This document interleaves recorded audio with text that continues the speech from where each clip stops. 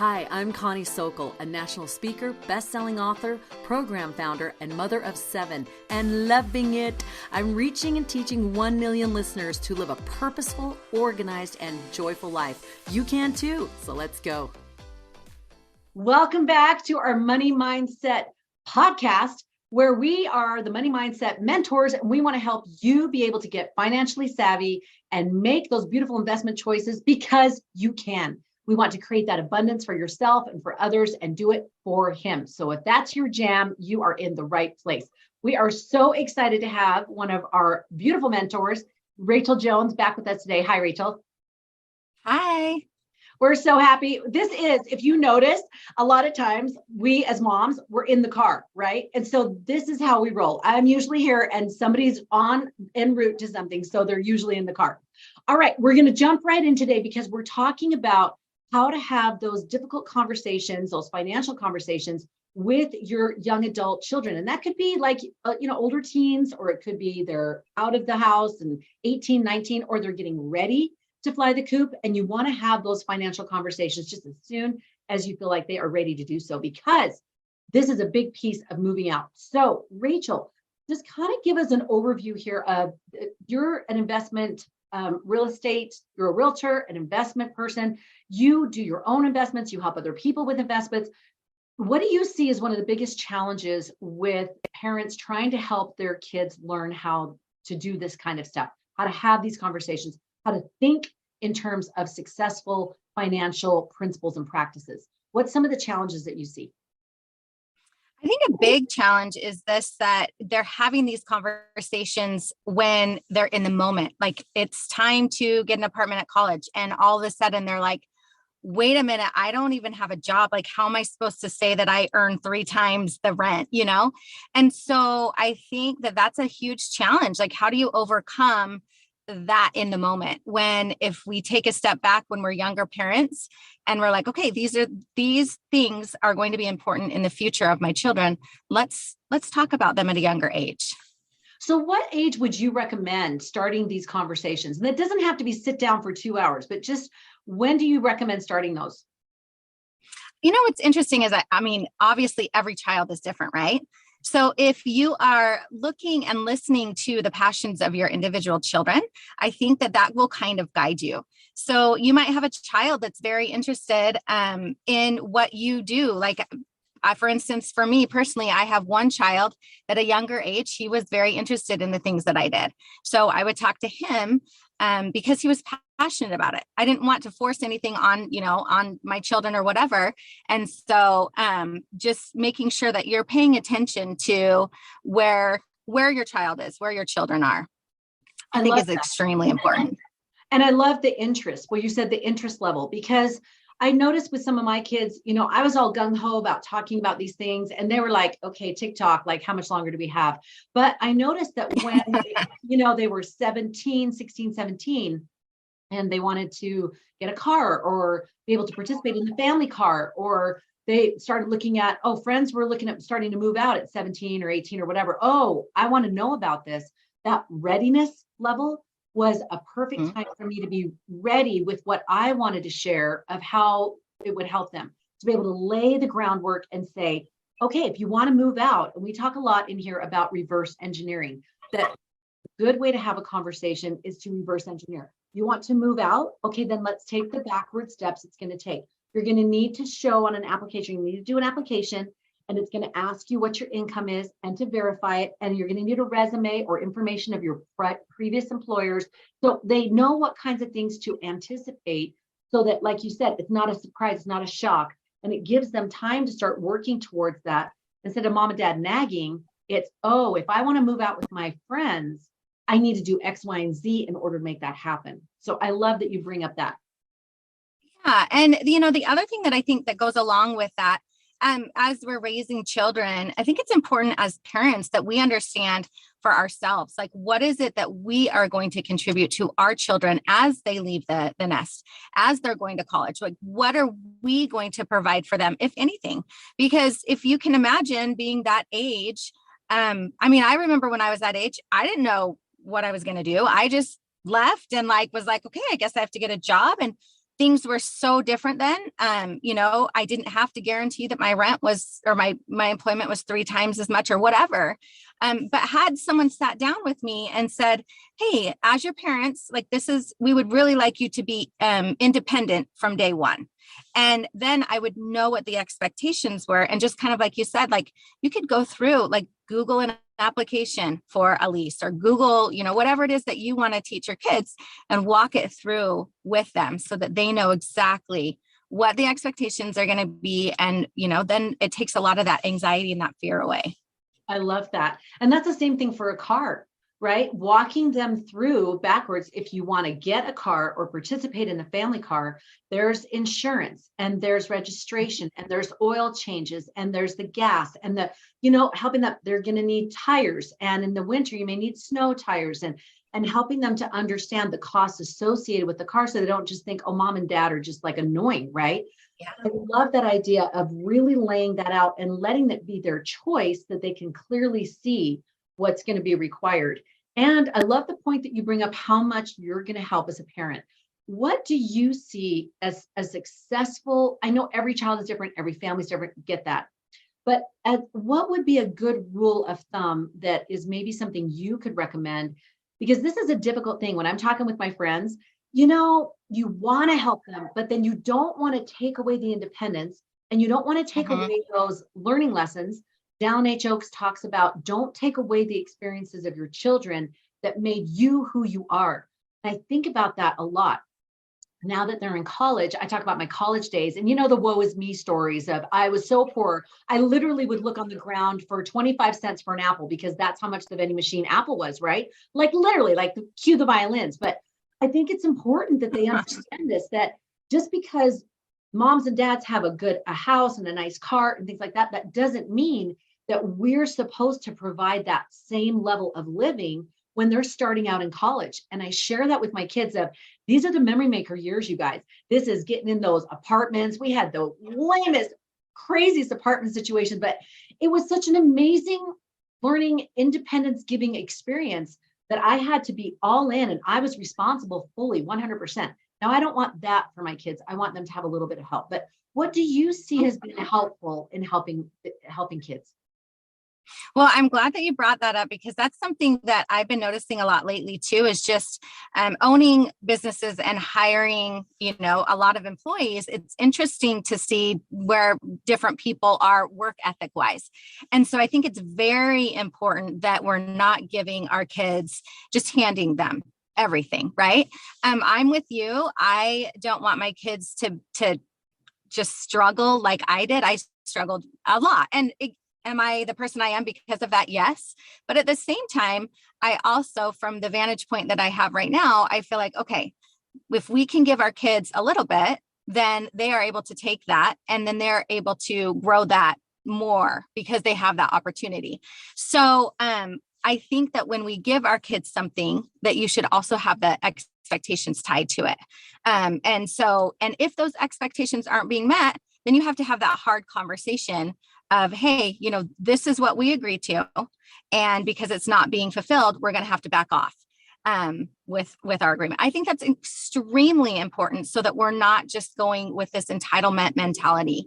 That's, I wish I could give like a concrete, this is what we do, XYZ, but like we say, I mean, everyone's so different. And not only that, but like our situations are different as far as like financially, right? So one parent might be able to give more financially, and another might be able to give more like just active support in some way. So it's hard to kind of pinpoint down what exactly I would recommend. And I think a couple of good thoughts for being more specific is having that conversation with that child, saying, here are the different ways that we can support you. There's financial, emotional, there's physical, in the sense of coming and painting your apartment and, bringing Christmas decorations and things like that. My daughter at her apartment last year, they had no Christmas decorations in her apartment. And I came over to visit and I was like, what the what? So we brought some from our house and then got a couple for her, not over the top, but just a few things. And it just made it Christmassy. And it felt like it was a nice addition, instead of, no, you do this yourself, right? Or just overdone Christmas, vomited in the apartment. So I think it's helpful to ask them, out of these things, what is the one way this semester that we can help you, or this coming year, or something like that? Or what is the way that you would rather have? We can do X amount financially, or we can do X amount hours, so to speak, of helping you move and fixing up an apartment or blah, blah, blah, or those kinds of things. So having that conversation, asking the way that you can help, and then as parents, you choosing one or two ways that you're going to be helpful, I think helps set the expectation of you're not the catch-all. Because I think if we don't do that as parents, we become the default of you need to fix this for me, or I have nowhere else to turn, right? And we've been there where you have nowhere else to turn. I was on my own. And that is not a fun feeling either of I am absolutely desperate, right? Because then you do desperate things of like, what do I need to do to make this successful or make it work? So I like that idea of having the conversation and being specific and asking what way would be the most helpful for them once a parent has figured out what they are comfortable giving. And this idea, like you said, of give and give back, that I have a daughter that I help her with her tuition, but I actually have her pay some of the tuition and then she pays me in installments. Now, she doesn't know that I actually put that into something else for her, but she's doing this. I want her to have ownership so that when she takes a class, she's not like, well, I can just drop it or whatever. She's got ownership on that. She knows the cost of that and she knows what it's costing her monthly, which is a small amount, but it's big to her, right? So anyway, just a couple of ideas on that. I love that. Any other suggestions that you have on that? I just, as you were kind of talking about when you went over to your daughter's apartment and you like put up a couple of Christmas decorations, I think that's something that's important to remember too, that like you were saying, we don't want them to be in desperation where they're feeling depressed or hopeless, but sometimes just that small act of like doing something a little bit gives them encouragement and also gets their mind going so that they have these ideas. And I think as a parent, that's like something that we can be good at, right? We can help our kids get this sparks rolling and saying, oh my goodness, that's such a good idea. And I love doing that. And I can do XYZ now because, you know, my mom just came over and gave me Christmas decorations. Now I can go and do whatever, you know? So I think that's really important that we want our kids to be successful. We don't want them to be hopeless. So.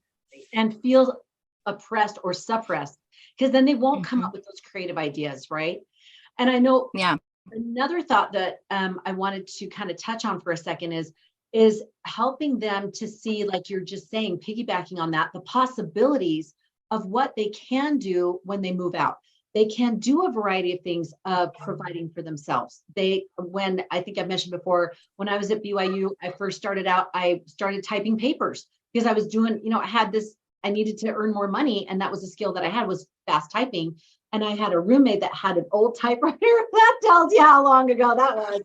A typewriter. And so I would pay her like $5 a month to like lease the typewriter. And then I would do $2.50 of paper or whatever. And I'd have to get the carbon and things like that. But I was able to help support myself by doing that very thing. And it's kind of fast forward. My daughter wants to earn more money. Well, I teach women how to take their message and then help it to become a side gig of being able to get that out there. So I'm teaching her these principles. I'm like, you know what I can give back to her is I can teach her these principles. And she is, like, we went back to this interested thing. She's an interested learner now. She wants to know. And now she's starting her own graphic design business because that's her major. Awesome. And she's starting her own graphic design business. So now she's seeing, oh, I don't have to wait until I graduate. I can start now. And my give as a parent is helping her to get that foundation and start with some really good principles that will help her set up that business successfully. So anyway, something to consider. Any thoughts about that, of helping your kids create and generate more income when they move out? Well, just kind of to go off what you were saying really quickly, I really love that idea of teaching her from what you've already experienced, because instead of us lecturing or saying, hey, you should really do XYZ, they are taking that what they learned from you. She's probably soaking it all in, and she's loving it, so I think that's awesome. So what was your question?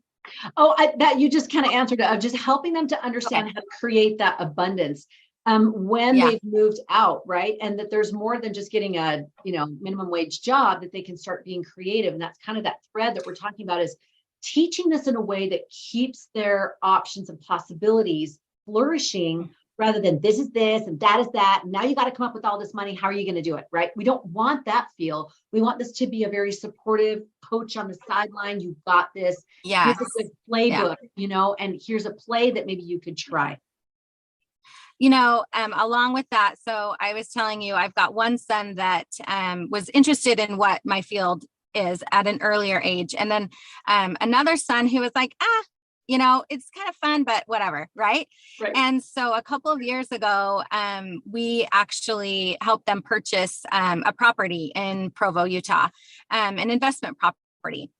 And it was interesting because, obviously I had that one son who was always interested in things, but then my second son, all of a sudden, once he had that and we were, looking at all the numbers, we were suggesting different ways to bring in additional money, et cetera.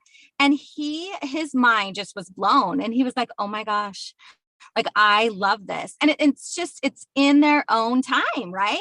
Yes. Get them in different circumstances and they'll get it. They'll totally get it. Just walk beside them. I love that. And again, I love how these different points just kind of surface when we do these. This readiness, look for the readiness. And then you as a parent, be ready for that moment of readiness so that you can share what you've learned.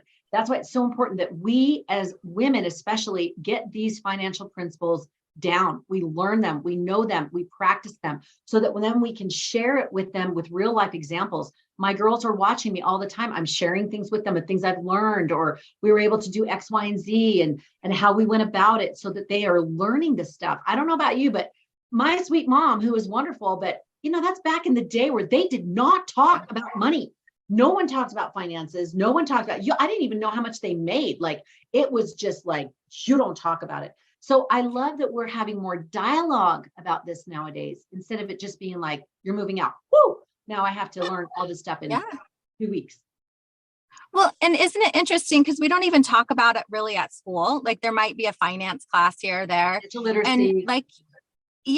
And but really, do you really learn that much? And I do think, to your point, how important it is to talk about money these days, and not like, you don't have to go disclose every single thing that, right.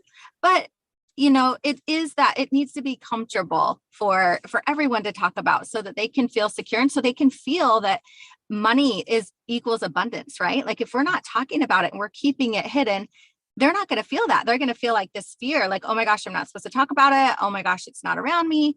It just needs to be the opposite, I think.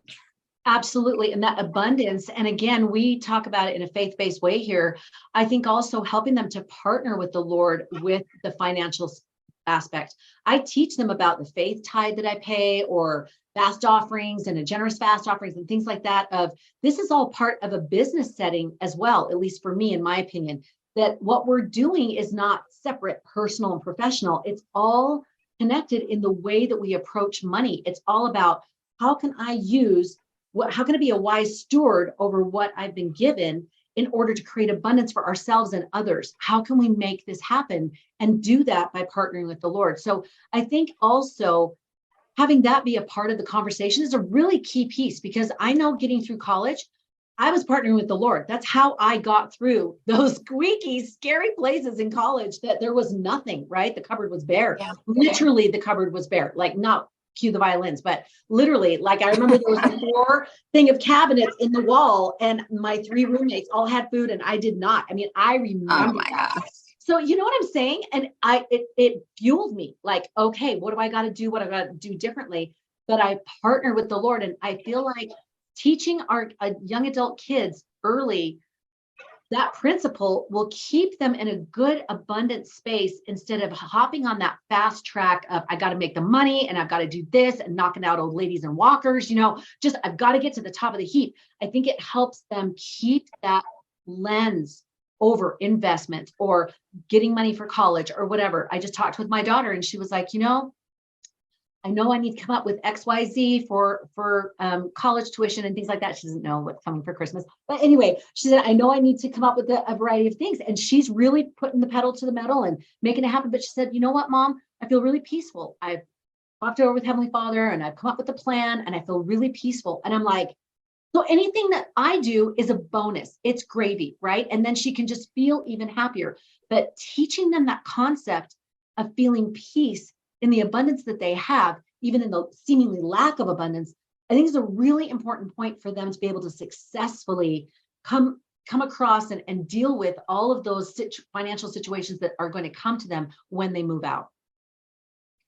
Absolutely, 100%. And going along with that, just recognizing that we a lot of times can't control a lot of our situation, but something we can control is number one, our relationship with the Lord, right? And also we can control what we do for others.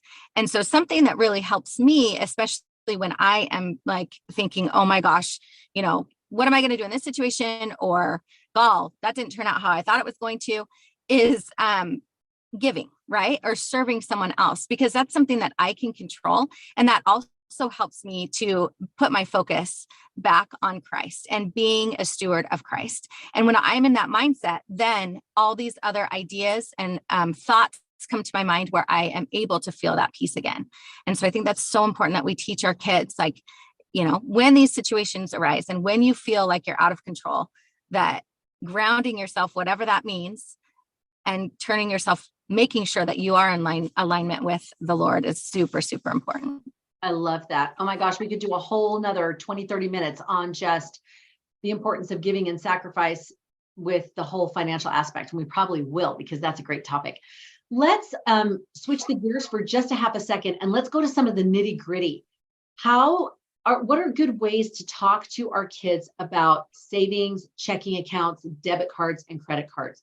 Because moving out means they are now in charge of these things. And we'll come back to this again for sure. But what are just some top of mind things that would be helpful for parents to share with their kids about managing those things successfully?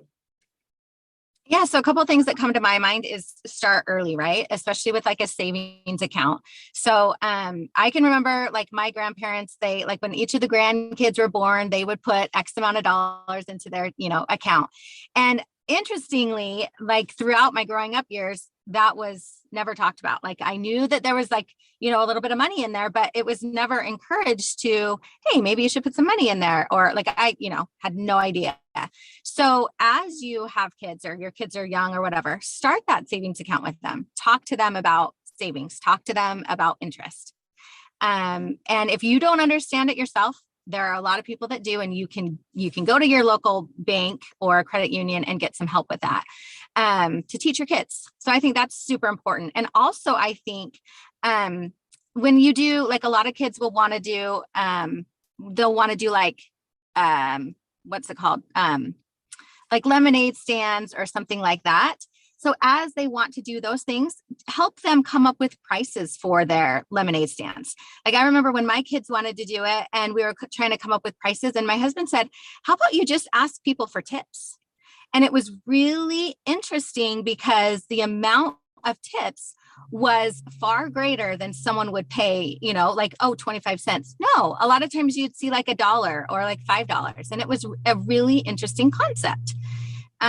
So, being creative like that. Another idea is pay yourself first, which I learned from my grandpa. Like every time you would earn some money that you needed to pay yourself, obviously paying your tithing if that's what you do too, but like paying yourself so that you always have a little nest egg. And so you're always secure.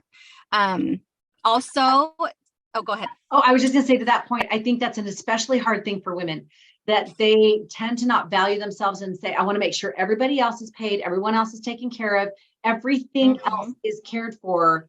Is there anything left? Right. And it doesn't even have to be a big amount. It's just validating and valuing your effort, your energy, what you put into it. So it's a consistent amount that you would just pull back and put in an account and say, I have paid myself first. I love that. Yeah. I mean, even if it's just $1, like if you are paying yourself and if you feel like that's all you can do, at least you're getting in the habit of doing it. So it's super important. Yeah. I love that. Yeah. I love that. So. And I love the idea of that, talking to them about with the savings account. One thought is, I taught my girls, this is just what we do, but anyways, they have their savings and their checkings, and then we have a money market. And I encourage them to put the bulk of what they have in the money market because it gave them better interest rate and a better return on it, even though it was just marginal, but still it was better. So the bigger amount you had in there, it was like the pool of money. And then they could pull out what they thought they would need in their checking. And then they would have their savings was generally put into that money market. So the savings wasn't just sitting there in a savings account. Yeah. The money market was actually a better return for it. So then they would just pull at the checking for what they needed, for the daily, for the weekly or whatever. So it is something to consider because as those numbers get bigger, that impact really, it's a small, tiny thing, but it is actually a more helpful thing. And then it keeps the bulk of their money out of mind. When they look at their checking account, they can see it's small. So it makes them think twice about a purchase because they sometimes forget that they've got this big pool of money in this other space, whatever big seems, relative. So it is something to consider in talking about these accounts, maybe looking at not just the usual ways of doing things, but seeing is there a better way to do something that will work for them. The other thing I would love you to touch on really quickly is debit cards and credit cards. Now, I know when I went to college, I didn't know I could get a credit card. Hallelujah. Because I don't know that I could. Yeah, right. That's Yeah. the moment, right? Or it's midnight and you're being stupid. You're like, let's order pizza, right? And then you're paying for that for 2 years. So, and I saw friends that ended college with thousands of dollars of credit card debt and not really knowing where that came from. So I'm so grateful that I didn't know. What would be some good tips for having that debit card, credit card conversation with your kids? Well, so we were concerned about that like at a young age too. So I don't even remember. I think our kids were probably 14 maybe when we got them both a debit card and a credit card, both. Interestingly, the credit card was not on their own. So their credit card was tied to a credit card that my husband and myself had. And the reason for that, for us anyway, is just so that they could learn while they were under our house in our home. So we knew exactly kind of what was going on. And we could see like spending habits and we could teach them as they went along.